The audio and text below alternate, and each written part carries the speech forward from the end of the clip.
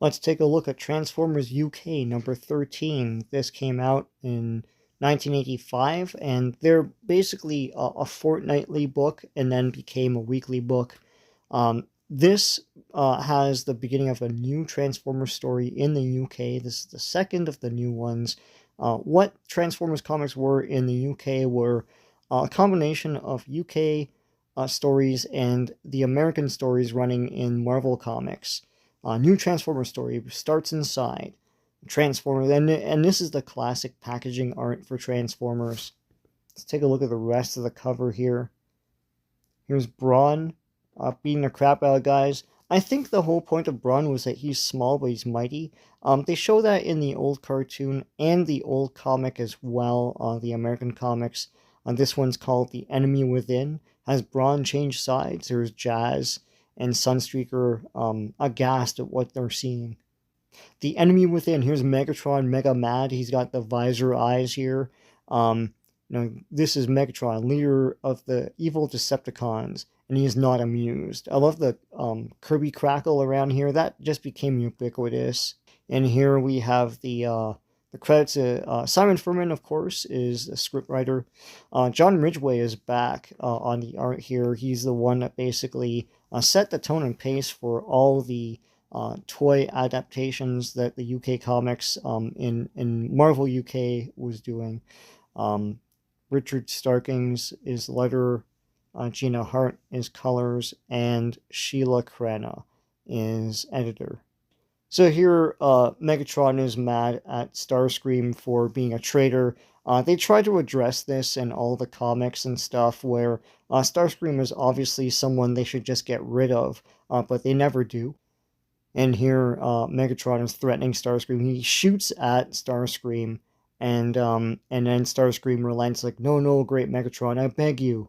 Starscream walks away, but of course he has treacherous thoughts still because he's Starscream. And here, Ravage is speaking. One great trivia question, of course, is who is the first Transformer to speak in the Marvel Transformers comics? And it is Ravage.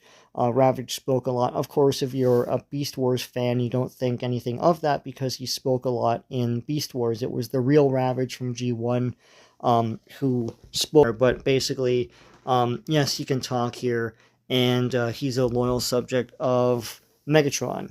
And here the Autobots are tinkering away with stuff, and Brawn is complaining.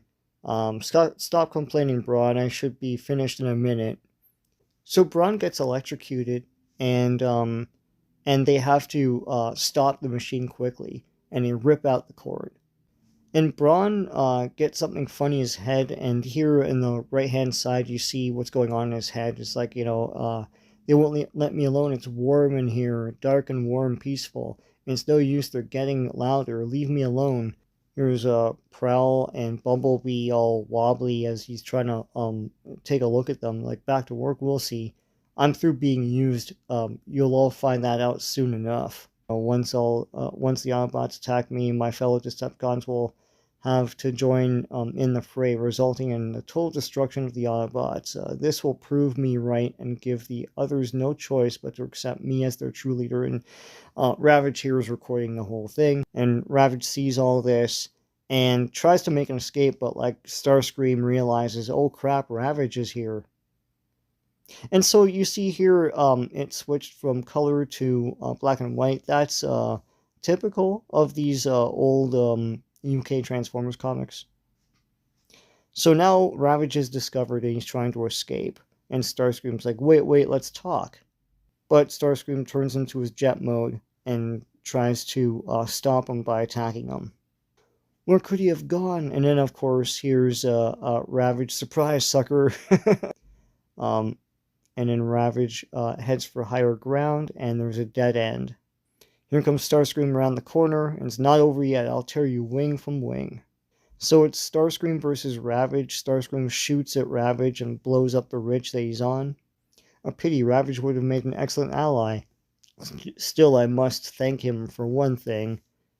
Now I have done this, there is no turning back. Meanwhile, Brawn They're still having hostile thoughts. There's no turning back. They think that Brawn is their tool to be used as they see fit, and that I will not allow. So Braun gets all mad and he starts voicing his concerns here. It's like, well, all I know is that without him, we can't get on with some of the heavy work. I'm gonna have to have a word with them. Now look, Braun, we need you to work on the work, work, work, work. That's all I ever hear. And this is the cover. I'll show you. I won't be used. And he throws his fellow Autobot against a wall. I won't. This is all very, I guess maybe because it's black and white, but with all the lines, the line work, and the detailing on the robots, this looks very manga. The other thing too is I love how the UK Transformers art took a lot of cues from the toys. Like Brawn looks basically like the toy. From now on, it's no longer Brawn Autobot. It's just, quickly, we must separate them before Brawn kills them. Brawn, just Brawn. So Brawn declares everyone an enemy, and he smashes through a wall and walks out. The problem is the Autobots are concerned about human populace, like what's he going to do when he encounters a town or a city. Meanwhile, at an air base, this is actually in the United States, so they didn't set this in the UK. They're getting an intruder alert. Red alert, red alert, we're under attack from enemy aircraft. And then when the guy sees what it is, it's Decepticons in black and white. Now, the problem with black and white Transformers is that because Hasbro and Takara basically recolored guys to make new guys, you don't know which jet you're looking at. Tremble, humans, for today you die. And here, bombs are dropping, exploding all over the place. And that's it for this issue. Hope you liked this, and if you did, please give a like to this video. Please subscribe to this channel if you haven't already. Lots of great comic book stuff on here. So I'm going to continue on with these UK Transformers stories. So until next time, take care.